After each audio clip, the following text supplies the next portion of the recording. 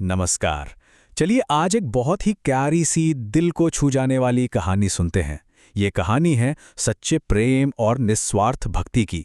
एक ऐसी भक्ति जो हमें बताती है कि प्रेम की ना कोई सीमा नहीं होती।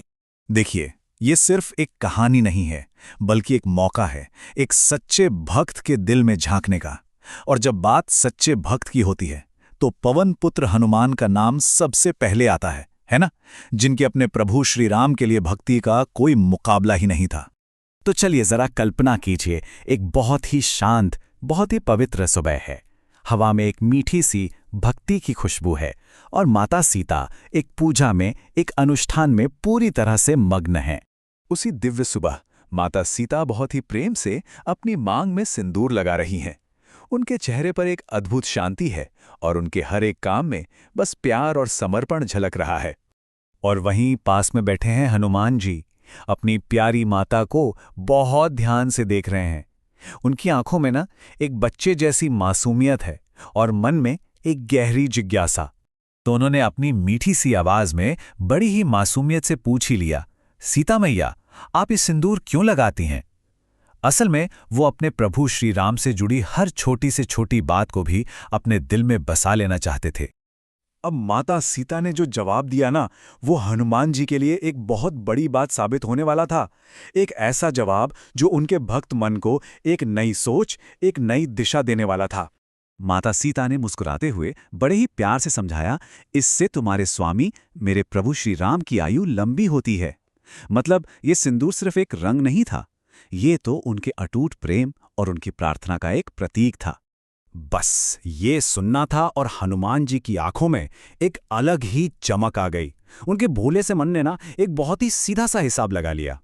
देखिए, ये दिमाग का हिसाब नहीं था, ये तो दिल का, सच्चे प्रेम का हिसाब था। और इस हिसाब किताब के बाद हनुमान जी ने जो किया, वो तो इतिहास में हमेशा के लिए अमर हो गया। उनकी भक्ति ने एक ऐसा रूप लिया जिसके बारे में किसी ने सोचा तक नहीं होगा। तो हनुमान जी के मन में क्या आया? उन्होंने सोचा, अगर माता की बस एक चुटकी सिंदूर से मेरे प्रभु की आयु बढ़ सकती है, तो फिर अगर मैं अपने पूरे शरीर पर ही सिंदूर लगा लूं, तब तो मेरे प्रभु की आयु कितनी ज्यादा बढ़ जाएगी, वो तो अमर ही हो जाएंगे। और बस अगले ही पल जब हनुमान जी सभा में आए, तो सब देखते रह गए। उनका पूरा शरीर सिंदूर से लिपटा हुआ था। ये कोई दिखावा नहीं था, ये उनके अपने प्रभु के लिए बेशुमार, बिना शर्त वाले प्रेम का एक जीता जागता सबूत था। कितनी प्यारी कहानी है ना? पर इस अद्भुत कहानी से हमें सच्ची भक्ति के बारे में सीखने को क्या मिलता है? चलिए जरा इसके पीछे छिपे गहरे मतलब को भी समझते हैं। इस पूरी कहानी का जो सार है, वो है प्रेम भक्ति, यानी ऐसी भक्ति जो सिर्फ और सिर्फ प्रेम से भरी हो। यह हमें सिखाती है कि हम क्या करते हैं, उससे ज्यादा जरूरी यह है कि हम किस भावना से करते हैं। भगवान को हमारे रीति रिवाज नहीं, हमारे दिल का सच्चा भाव चाहिए। तो हनुमान जी के इस प्रेम भरे काम से हमें सच्ची भक्ति के, आप कह सकते हैं, 3 बड़े सूत्र मिलते हैं। पहला, सच्ची भक्ति हमेशा शुद्ध प्रेम से ही जन्म लेती है। दूसरा, हमारी नीयत, हमारी भावना किसी भी रस्म रिवाज से कहीं ज्यादा कीमती है। और तीसरा, बिना किसी स्वार्थ के की गई सेवा ही हमें भगवान के सबसे पास ले जाती है। देखिए, जैसे हनुमान जी श्री राम के इतने प्रिय थे, ठीक वैसे ही अगर हम भी अपने जीवन में बिना किसी स्वार्थ के सेवा का भाव रखें, तो हम भी ईश्वर के लाडले बन सकते हैं।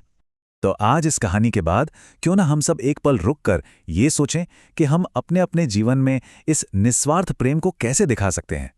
एक छोटा सा कदम ही सही, पर इसकी शुरुआत कैसी की जा सकती है? ये एक बहुत ही सुंदर सवाल है और इसका जवाब हम सबके अंदर ही है।